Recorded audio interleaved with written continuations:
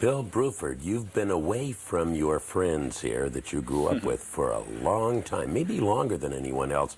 You've always been busy and you've been active, but what was it like all of a sudden when the seed was dropped about getting back together with John and, as it turns out, Rick Wakeman? Well, I was hesitant, I think, in the first place, because my early memories of working with these guys really were one of constant upsets and a lot of striving and arguing backstage on the whole, which is bound to be the case, as it is today, if you put 4 or 5 young men aged 18 to 21 in a small tin van and drive them up and down the UK highway system and get them talking about music, and they're from widely different cultural backgrounds anyway. They're going to fight eventually. And a lot of the early Yes music was fought over hard, you know, everybody cared about it a lot, and maybe that's what produced that exciting music, but it was hard work. Now, however, I think life is just a lot better. I mean, in the late 30s, you're more secure as a musician. Every time I sit at the drum set, I don't feel I have to impress you or anybody else particularly. I can serve the music more than, you know, show off. That would apply also with the other musicians. People are just more secure and self-confident, and it's been a breeze. It's been a breeze working with John particularly, who has this vast musical imagination, as you know, and just needs idiots like myself to realize it for him. Poor guy. You have an old friend also, Tony Levin, you've been working with. Tony and I worked together in King Crimson of the early 1980s, struck up a firm friendship there. And he's one of a kind, Tony. There's not many of his sort around. He's very professional, very talented musician, and he plays a very unusual instrument, the stick bass. Now you're getting ready to go on the road. You're back together after a number of years apart. You are still the talented musician you are, but there's so much technology. What's the extra work for you now? Yeah, Challenge. You know, I mean, at the bottom of the LP sleeve, it still says Bill Bruford drums. You know, but I'm in charge of a symphony orchestra worth of percussion. I mean, on the average evenings playing, you're bound to hear 70 or 80 percussion instruments in varying combinations, at varying balanced levels, doing various things in the stereo, maybe with chords or pitches attached to them. It's a horrendous complexity. I mean, it would what I'm going to produce would require at least 2 or 3 semi-articulated truck loads worth of acoustic percussion. Wow. Wow.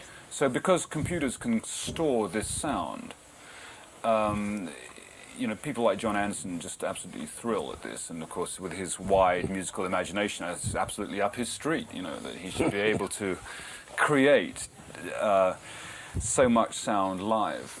A little different, though, than the drum kit that Bill Bruford started out at home with the parents complaining a little bit about. What do you think would happen now if those 2 trucks pulled up with all the equipment? You said, Mom, I'm going to Oh, it'd be learn even this. worse. Yeah. When I started, you just had 2 cymbals, you know, Yeah. a big one and a little one. You used the big one a lot, and you didn't hit the little one very often. It was very simple, but it's changing fast, and people like me have continually upgraded and updated, you know, your idea of percussion. And that I do through working with a lot of other people as well, quite apart from John Anderson. I run my own jazz group called Earthworks. I've played with the symphony members of the Amsterdam Concertgebouw Symphony. I'm always in percussion in one way or another. So what you get in a rock group at the end of the day actually is a melting pot of ideas taken from all sorts of percussive areas. And now the day is a day or 2 away when you get out of the rehearsals and go to the road, and you're ready, aren't you? Well, never that ready, but I like to wing it a bit. Yeah, this is not too much of a pre-programmed show. Happily, we're not using sequencing, which is the standard method in pop these days. If you go to a Michael Jackson show or something, you know, it's all essentially coming out in a sequencer. And we're one of the old-fashioned groups in the sense that, you know, I'm going to count it in and we're all going to play. And if you get it wrong, you get it wrong, which I think is nice. But isn't it sort of amazing, too, that just as you've said moments ago, that the generation of people who grew up and became wide-eyed and in awe of the sounds and the music that you did early on, and now you guys are back together again, getting ready to tour to a new generation and to your old friends. Well, it's just new, but it's so big. The sound is so big, and everything's still amazing, isn't it? Yeah, it is. It is. It must be quite an eye-opener for a 12-year-old, I should imagine. Yeah. But perhaps 12-year-olds just, grow up with this stuff anyway, and they're more Well, maybe accustomed they grow to up it. with hearing it, but now they get to see it, too. and- Yes, they do. They do, and see it realised in front of their very eyes. That's important. I think it's important that there's no cheating going on here. Do you see what I mean? Sometimes if you use too many machines, there is a sense of alienation between the audience and the listener, beg your pardon, the listener and the performer. And it's important that you know that when something is hit, it's being hit. And when it's, arms go down, that is the sound. And we're capable of sounding like, a symphony orchestra at times, just through programming and the intelligent use of sound. Well, now the nice thing about listening to the new album in CD and in my car, the speakers is like a little studio, but that the percussion and the rhythm I can hear. And if my arm is on the armrest, it's vibrating and I can feel it on the floor. And that's just great, because I think that that's part of what you are and part of what the sound is. And from Earthworks, that part in your classical approach and what is here, and the musicians that you have, I see this being a real great challenge and a lot of fun. It is. It's a beautiful mix. It is one of the most exciting rock percussion places to be right now. I think there's in so-called stadium arena American rock, not a lot of places for slightly older, slightly wiser percussion players like me, where I can maintain as this is no good at all. Let me stop. Stop. Earthworks with.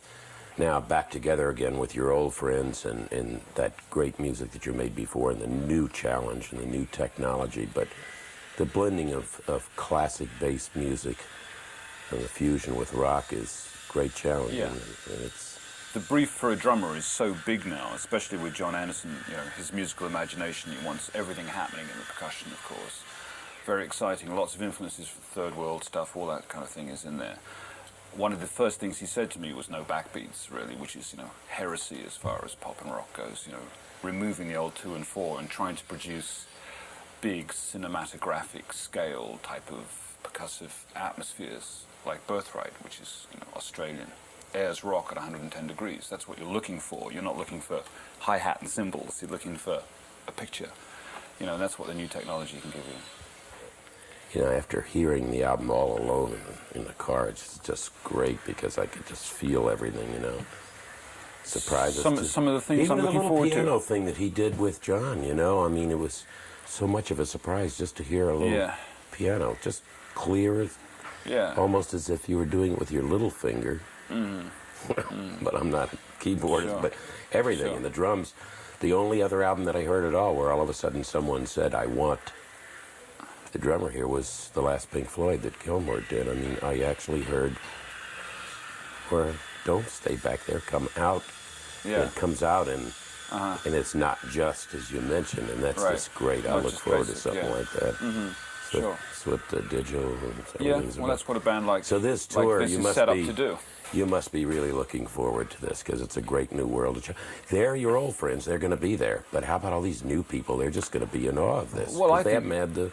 I think that's great. I mean, I of course appreciate the older side to the band, and I'm very happy to play older tunes. Very happy to play tunes that people have loved for 20 years. But ask any musician which way he's going, and it's usually that way, which is forwards, and that's always more the more exciting thing to a musician is what's going to happen tomorrow than what happened yesterday. That's always more exciting by the very nature of it, and so that's really why I'm here is to see what's going to come up next. The album in its new formative stage is already gold, so you'll have all the new young people that'll be there that haven't seen or known the history except by hearing. But that beautiful thing that your people know from the past, know what kind of a show always is there, purity and big size, yeah. It sounds and really original, always, So it's going to be a lot of surprises for the young folks. It's a unique kind of thing on the rock circuit, I think. A little different to Cyndi Lauper or Right. one of those. The folks who are with us now in the world of rock are all over everywhere, and hopefully most of them will have the opportunity to see Anderson, Bruford, Wakeman, and Howe live and tour. But I want to thank you especially for spending some time with us that we could share with everybody the new music and the old music that you're going to have fun reworking. Bruford, thanks a lot. We'll have fun. Thank you.